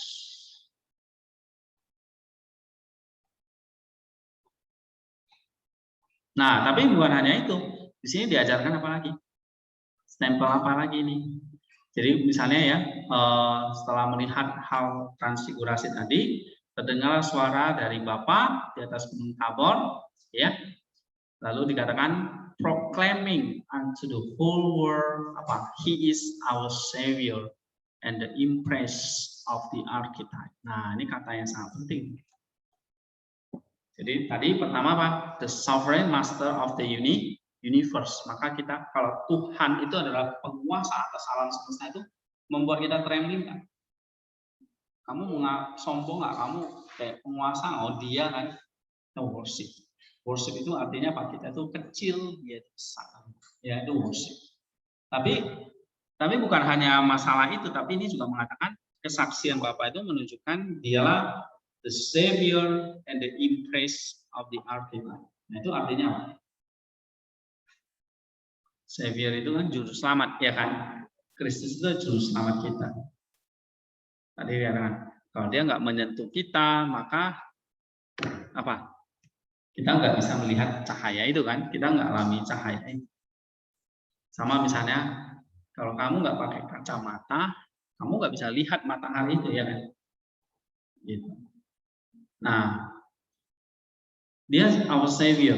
Tapi juga the impress of the archetype. Itu artinya apa? Dialah cetakan dari pola manusia yang sempurna. Dia ibarat itu kayak blueprintnya kita. Nah, maka kalau itu dia adalah archetype atau sang kita itu dia yang sulung, kita yang saudara-saudaranya kan gitu ya. Nah, kalau dia adalah archetype kita, maka kita akan mengalami seperti dia. You see? Kita akan alami seperti yang dia alami. Maka kita akan mengalami yang namanya transfigurasi. Gitu. Maka Alkitab mengajarkan kita akan menjadi serupa dengan Kristus. Bukan menjadi serupa dengan Roh Kudus atau menjadi serupa dengan Bapa, tapi dikatakan apa? Serupa dengan Kristus. Kok menjadi serupa dengan dia? Karena dia yang menjadi archetype kita. Kok dia menjadi archetype kita? Karena dia tadi sekali lagi yang menyentuh kita, yang bisa menjadi manusia, menjadi daging gitu. You see? Nah, that's it. Ya.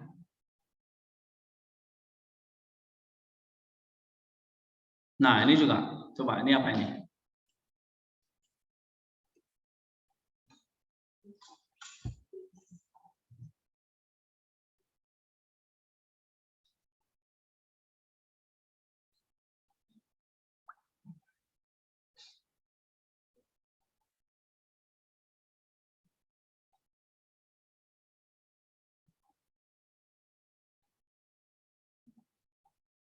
Oke. Nah, begitu Bapak memberikan stempelnya, dia adalah the Son, the Logos, the Wisdom, the arm of the Father.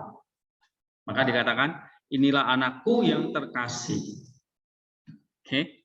Jadi Kristus itu adalah anak Allah, berarti dia menjadi firman-Nya Allah, menjadi the Son, the Logos, the Wisdom, and the arm. Ya, jadi banyak. Ini menarik ya. Kemudian ada the right hand-nya Allah, tangan kanannya Allah, lengannya Allah, hikmatnya Allah, firman-Nya Allah, anaknya Allah, kuasanya Allah yang maha tinggi. Oke, yang kami sembah bersama dengan Bapa dan Roh Kudus. Jadi sang anak itu digambarkan seperti the Son, the Logos, the Wisdom, the arm, the right hand, the strength of the Most High. Gitu.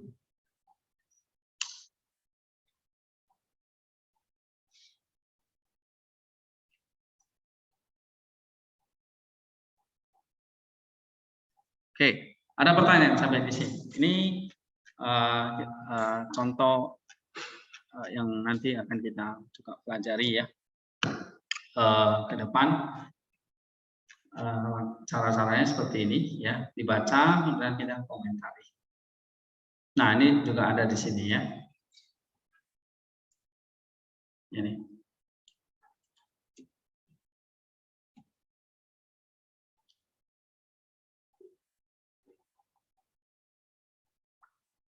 Oke. Nah, di sini dijelaskan bagaimana dengan soal kehadiran Roh Kudus.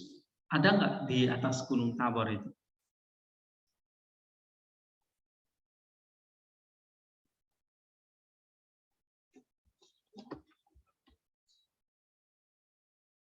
Kan kalau kita lihat ada kehadiran Elia dan Musa, ya kan? Mewakili orang-orang perjanjian lama. Lalu para rasul ini mewakili manusia yang hidup. Lalu ada awan dari, ya, ada suara dari dalam awan itu. Ini Bapa. Bagaimana dengan keadaan Roh Kudus? Nah, di sini dikatakan kita perlu mengerti bahwa terangmu bersinar ya di atas Gunung Tabor ketika kamu transfigured. Di dalam terang itulah dikatakan kami melihat terang yaitu Bapa dan juga terang yaitu Roh Kudus. Ya, kenapa? Karena Allah itu kan satu kesatuan. Kehadiran Allah misalnya kayak tadi matahari lah. Kamu bisa nggak ngomong sama matahari? Matahari, saya hanya mau mataharinya aja, saya nggak mau sinarnya dan panasnya. Ya bisa kan gitu kan? Itu satu paket gitu. Ya, gitu. Misalnya, matahari, jangan panasin aku dong, jangan buat aku jadi tambah hitam. Nggak bisa kecuali kamu masuk ke dalam ya kan? Kamu jangan di luar gitu. Oke, jadi kehadiran Allah, ya. Nah, itu seperti tadi, ketika kita ada di bawah matahari itu. Nah, para murid itu lihat kehadiran Kristus yang bersinar itu, lalu ada awan yang datang, ya, ada suara dari dalam awan itu. Nah, itu menunjukkan kehadiran Allah itu. Ya. Nah, maka di sini dikatakan, in it we see like the Father and like the Spirit. Sehingga Roh Kudus itu juga adalah terang. Maka tadi saya katakan matahari itu Bapa, gambaran Bapaknya, terangnya itu gambaran anaknya. Ya. Atau tadi di sini ya. Iya. Sang anak dan sang roh itu seperti apa? Terang dari matahari, yaitu pancaran dan sinarnya, pancarannya dan hangatnya maksudnya. Ya. Cuma sang anak itu peranakan, roh itu akibat perubahan. Nah, ini diambil dari ini ya, coba baca ini ya.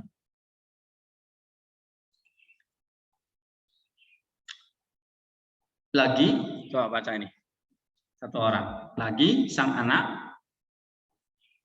Dan Roh Kudus dikatakan sebagai Sekekal. Setanpa asal dengannya.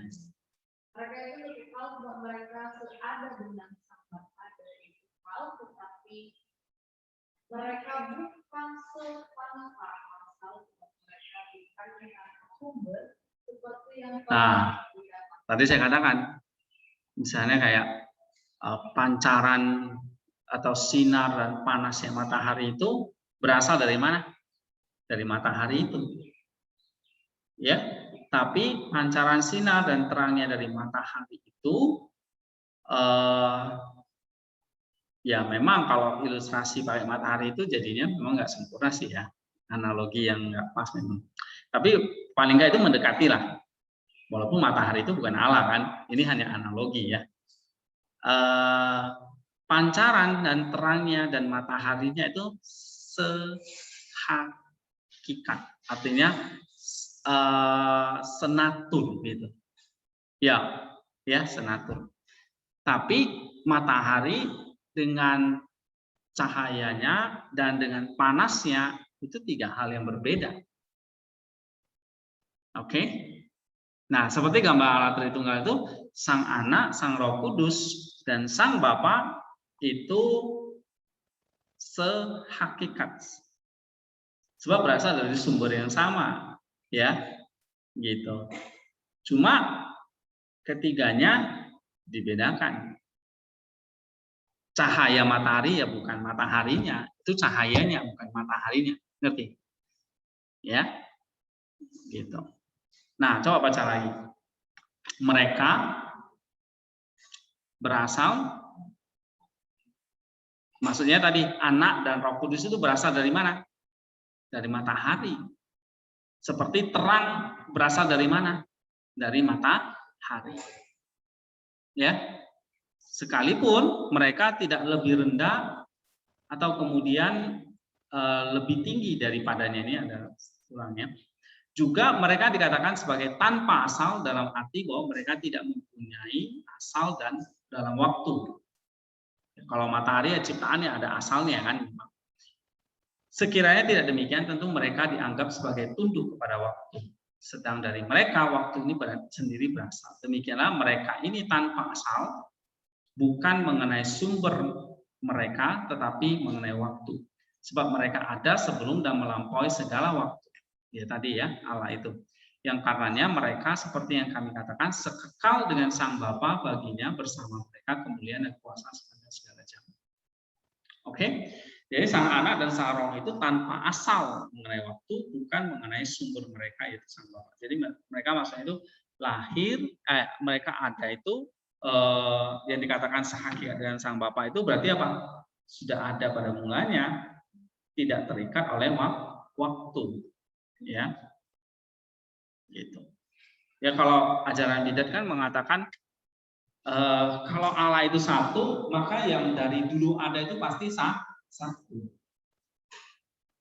Nah kalau anak bagaimana? Oh anak itu berarti suatu waktu itu dia pernah tidak ada. Karena kalau pernah ada berarti ya Bapak. Kalau ada anak juga berarti ada dua keberadaan kan gitu. Nah ini yang ajaran seperti kayak Arius ya, Arian itu mengajarkan oh nanti Yesus itu pernah suatu kali dia tidak ada. Berarti dia diciptakan. Nah padahal Bapak Gereja Pencinta Alasis itu mengatakan enggak. Sama-sama sudah berada. Ya. Oke. Nah, ini kesimpulannya tentang apa yang kita pelajari hari ini. Ya. Nanti kalian bisa baca di sini, ya. Coba saya akan kasih kalian break sebentar, kira-kira 10 menit, ya. Terakhir nanti kita akan masuk ke kesimpulan pelajaran kita yang dua artikel ini, ya. Oke, kita break dulu.